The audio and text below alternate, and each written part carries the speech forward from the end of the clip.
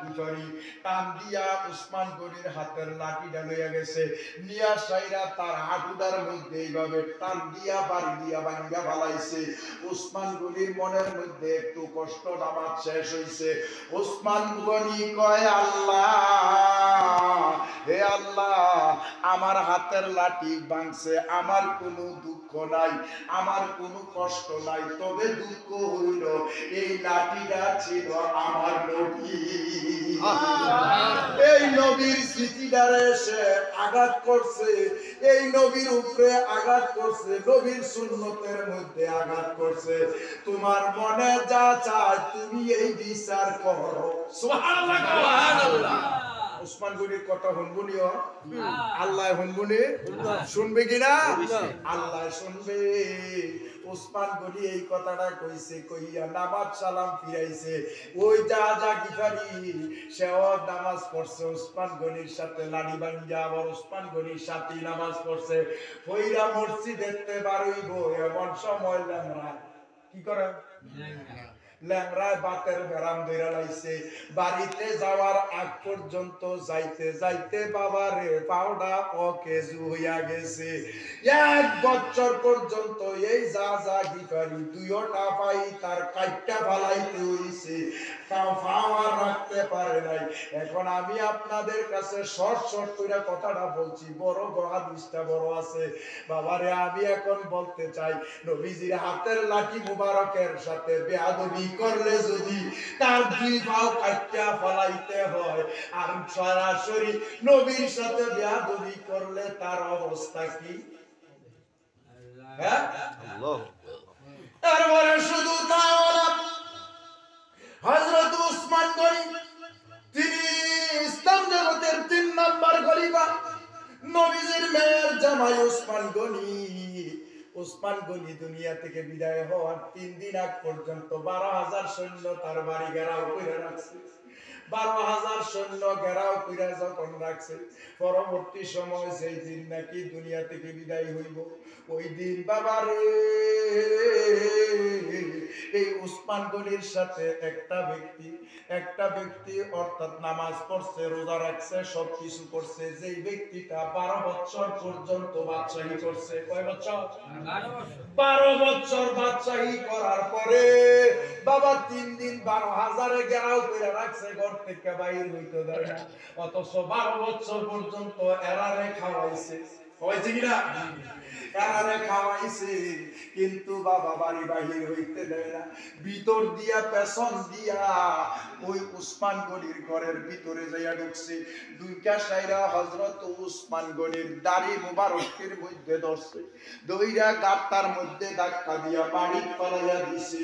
এমন সময় উসমান গনির একজন স্ত্রী ছিল, নবীজির 2টা মেয়ে বিয়া দিছে। একজন স্ত্রী ছিল যার নাম ছিল লুসাইবা। নাম কি? ওই ব্যক্তি উসমান গনির স্ত্রী। এই স্ত্রীর সামনে যখন দাঁড়াইয়া রইছে, এরপরে ধাক্কা দিয়া ফালাইছে, ফালাইয়া ছুরিটা গাড়ের মধ্যে লাগাইছে।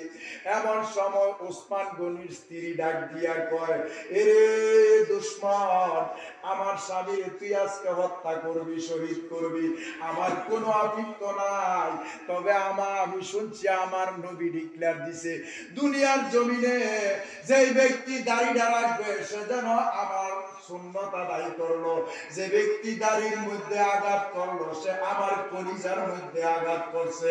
তুই আমার স্বামীর দাড়ির দর্শক, আমি দেখতেছি আমার স্বামী উসমান গনি ব্যথায় অস্থির হইয়া গেছে, চেহারাটা নীলবর্ণ হইয়া গেছে, তুই যে আঘাত করছ, এই মুহূর্তে আমি আল্লাহর কাছে তোর জন্য 60টা বদদোয়া করলাম।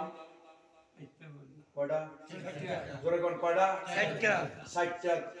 2 মিনিটে কইলে অসুবিধা হইব? এখন 60টা বদদোয়া করলাম। কি 60টা? 1 নম্বরে যে হাত দিয়া তুই নবীর সুন্নত দাড়ির মধ্যে দইরা উসমান গনির কলিজার মধ্যে আঘাত দিলি, শরীরের মধ্যে আঘাত দিলি, তোর এই হাত যেন আল্লাহ ধ্বংস করে বলা। নাউজুবিল্লাহ কও। নাউজুবিল্লাহ। দোয়া করছে কেডা? স্ত্রী। দোয়া করছে কেডা? স্ত্রী। তোর হাত যেন ধ্বংস করে আল্লাহ ফালায়।